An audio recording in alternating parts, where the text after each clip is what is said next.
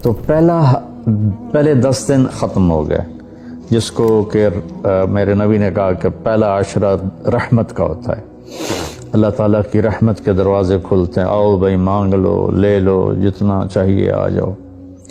تو دوسرا جو 10 دن ہیں جو اب اس کو مغفرت آپ نے فرمایا کہ اس میں اللہ پاک کی طرف سے خاص طور پر یہ جو وہ نہیں ہوتا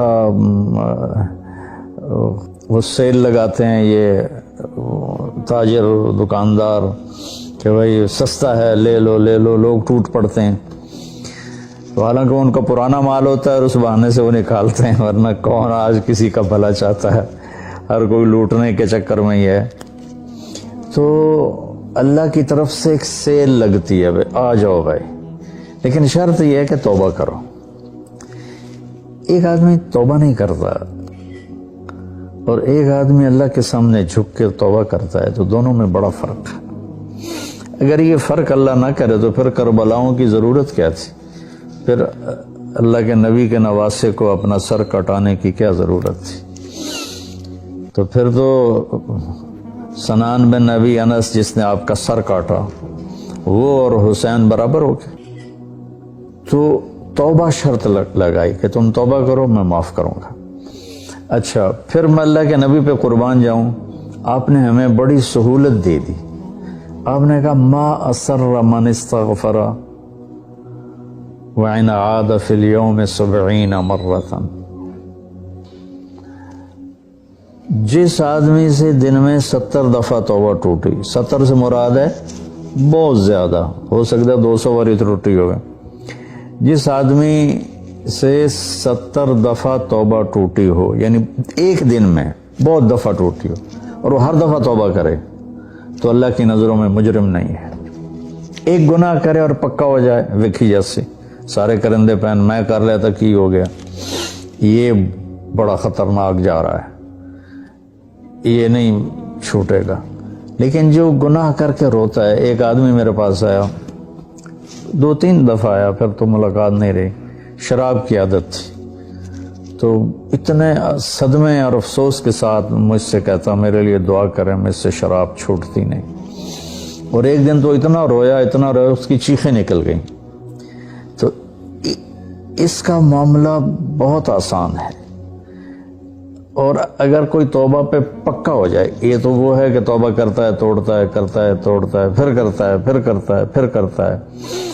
ایک دفعہ جاوید چودھری صاحب مجھ سے کہنے لگے کہ آپ تو لوگوں کو گناہوں پہ دلیر بنا رہے ہیں، آپ کا نوکر اگر 3-4 دفعہ غلطی کرے آپ اسے رکھیں گے؟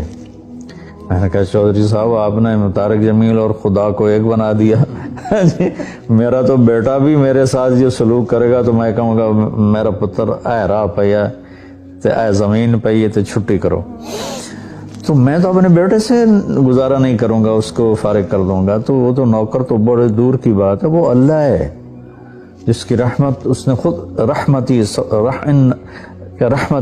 وسعت کل شیء، کہتا میری رحمت نے ہر چیز کو گھیرے میں لیا ہوا ہے۔ تو توبہ کرتا رہے گا ندامت کے ساتھ، دل کے ساتھ، پھر نفس کے ہاتھوں مجبور ہو کر یا ماحول کے ہاتھوں مجبور ہو کر کچھ کرنا پڑ جاتا ہے، ہو جاتا ہے، پھر وہ توبہ کرتا ہے، اس کا معاملہ بہت آسان ہے۔ اور جو توبہ پہ پکا ہو جاتا ہے تو اس کے ساتھ اللہ کیا کرتا ہے؟ پہلے اللہ تعالیٰ نے کہا کہ والذین لا یدعون مع اللہ الہا آخر، میرے بندے وہ ہیں جو شرک نہیں کرتے، ولا یقتلون نفس التی حرم اللہ الا بالحق، اور جو کسی کو قتل نہیں کرتے، ولا یزنون، جو زنا نہیں کرتے، ومن یفعل ذلک یلقى اثاما، جو یہ کام کرتا کرتا مر گیا اس کو بہت بڑا اس کا تاوان بھگتنا پڑے گا۔ یضاعف له العذاب ویخلد فیہ مہانا، فیہا ہے، یضاعف له العذاب یوم القیامہ ویخلد فیہ مہانا، کہ اگر یہ کام کرتا ہوا ایک آدمی مر جاتا ہے، جیسے قبائلی دشمنیوں میں مارے جا رہے ہیں،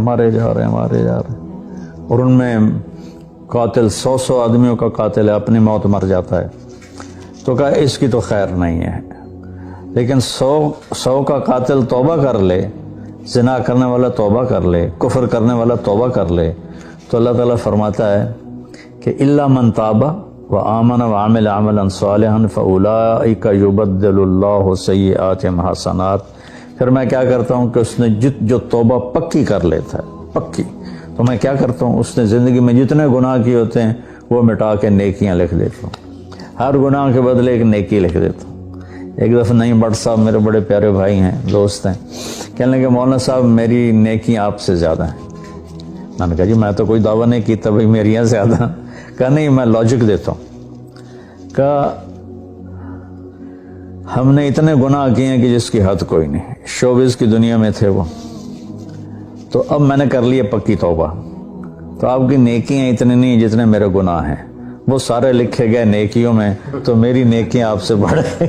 میں نے کہا بڑی زبردست آپ نے لاجک دی ہے. بالکل ٹھیک ہے، اللہ پاک جس کو جتنا چاہتا ہے دیتا ہے. تو توبہ پر اللہ تبارک و تعالی ہر شے معاف کر دیتا. یہ مہینہ مغفرت کا ہے، بخشش کا. یہ مطلب نہیں کہ بھائی ڈنڈے بھی مارتے رہو اور اللہ بخشش کر دے گا. اللہ تعالیٰ جس کو چاہے معاف کر دے. اللہ کی رحمت کسی شے کی حقوق العباد معاف کر دے، حقوق اللہ معاف کر دے. اللہ کو کسی چیز کی کوئی رکاوٹ نہیں ہے، لیکن اس کا قانون ہے ان رحمت اللہ قریب من المحسنین. میری رحمت ان لوگوں کے قریب ہے جو عمل کو خوبصورت بنا کے پیش کرتے ہیں اس کی بارگاہ. تو ایک صحابی جنہوں نے حضرت حمزہ کو قتل کیا، حضرت حمزہ رضی اللہ تعالیٰ عنہ علیہ السلام، وحشی رضی اللہ تعالیٰ عنہ. اللہ کے نبی نے مکہ فتح کیا تو ان کے قتل کا حکم دے دیا کہ جہاں ملے قتل کر دو. تو وہ بھاگ گئے طائف. ان کو کسی نے کہا جو آ کے کلمہ پڑھ لینا اس کو معاف کر دیتے، اور جو آ کے معافی مانگے اس کو معاف کر دیتے. تو کہنے لگے میں نے منہ چھپایا اور چپکے چپکے راستوں سے مدینے پہنچا. اللہ کے نبی مسجد میں ایسے اپنے دھیان میں بیٹھے تھے. میں نے کہا اشہد ان لا الہ الا اللہ واشہد انک رسول اللہ. سب ایسے ہوئے تو ان کا چہرے سے کپڑا ہٹایا.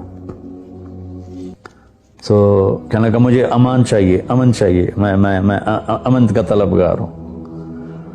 تو آپ نے فرمایا اواشیون انتا، تو وحشی ہے؟ کہا جی ہاں. کہ میرا دل تو تھا کہ تم مجھ سے امن طلب نہ کرتا اور میں تیری گردن اڑا دیتا، لیکن میرا رب کہتا ہے کہ وَإِنْ أَحَدٌ مِّنَ الْمُشْرِكِينَ اسْتَجَارَكَ فَأَجِرْهُ حَتَّى يَسْمَعَ كَلَامَ اللَّهِ.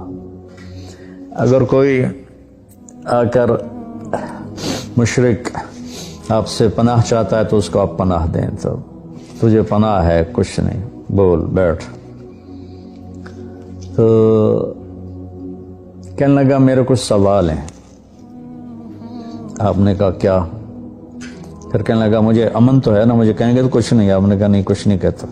آپ کا رب کہتا ہے جو شرک کرے، قتل کرے، زنا کرے وہ جہنم میں جائے گا، جو میں نے ابھی آیت پڑھی.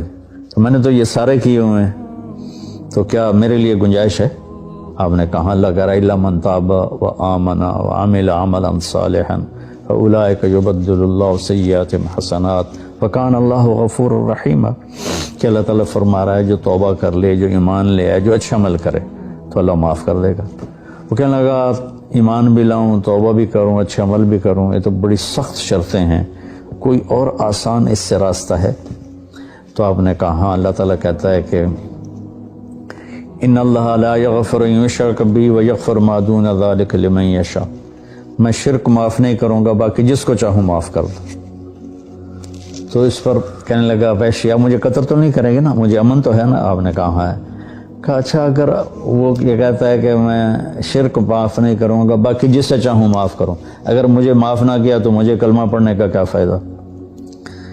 تو پھر آپ نے تیسری آیت اس کے سامنے پیش کی. کیا میرے نبی کا ظرف ہے، چچا کے قاتل سے کیسی بات کر رہے، اور ایسی بے دردی سے قتل کیا گیا، ناک کاٹ لیا گیا، کان کاٹ لیے گئے، پیٹ چیر دیا گیا، کلیجہ ہندا نے چبا لیا اور سارا آنتیں نکال کے باہر پھینکنی، اور آپ ان کی میت پر اتنا روئے تھے کہ آپ کی ہچکیاں لگ گئیں. تو اللہ نے جبریل کو بھیجا کہ جاؤ میرے محبوب سے کہو کہ آپ روئیں نہیں، ہم نے حمزہ کو عرشوں پہ لکھ دیا ہے حمزہ تو اسد اللہ و اسد رسول ہی، حمزہ اللہ اور اس کے رسول کے شیر ہیں، ہم نے عرش پہ لکھوا دیا ہے۔ تو کہنے لگا اگر مجھے معاف نہ کیا تو پھر مجھے کلمہ پڑھنے کا کیا فائدہ؟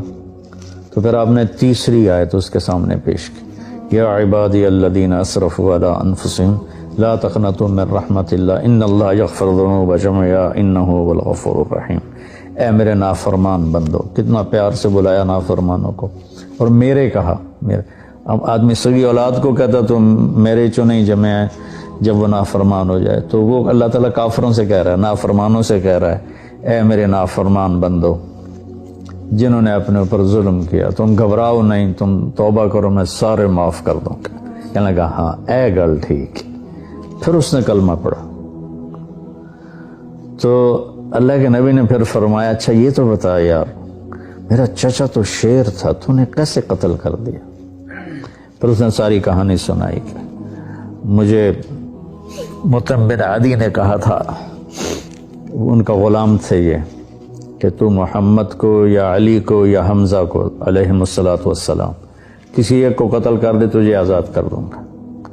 تو حمزہ پر تو میں سوتے میں بھی وار نہیں کر سکتا تھا، ایسا میرے اوپر اتنا خوف تھا، اور آپ کے گرد جانا ویسے ہی مجھے پتا تھا محال ہے، چاروں طرف پیرا ہے، میں تو علی کو قتل کرنے نکلا تھا، لیکن جب میں اس کے قریب پہنچا تو اس کی نظر ایسے چاروں طرف گھوم رہی تھی، اور میں نے چھپ کے وار کرنا ہوتا ہے، تو میں چھپ نہیں پا رہا تھا، میں اس کی نظروں میں آ رہا تھا، چونکہ جیسے اس کی تلوار چل رہی تھی ویسے اس کی نظر بھی چل رہی تھی۔ تو پھر اس کو چھوڑ کے میں حمزہ کی طرف گیا تو وہ اندھا دھند، دونوں ہاتھوں میں تلوار تھی، اور دائیں بائیں نہیں دیکھ رہے تھے، بس آگے جو آ رہا تھا گاجر مولی کی طرح کاٹ رہے تھے۔ تو اس کے راستے میں ایک پتھر کے پیچھے چھپ کے بیٹھ گیا، جب وہ میری زد میں آئے تو میں نے برچھا پھینکا، تو ان کے لگا، تو انہوں نے مجھے ایسے دیکھا تو مجھے لگا میری جان نکل جائے گی، میں بھاگا وہاں سے ڈر کے مارے، حالانکہ مجھے پتا تھا میرا برچھا وار کر کام کر گیا ہے۔ تو پیچھے آوازیں ابا ہمارا ابا ہمارا، تو مجھے اندازہ ہو گیا کہ میرا کام ہو گیا۔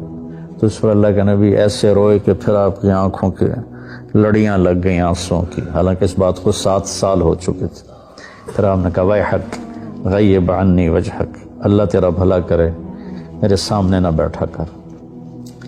یہ بھی اس کو نقصان سے بچایا کہ کہیں میرا دل دکھ جائے دیکھ کر تو اس کا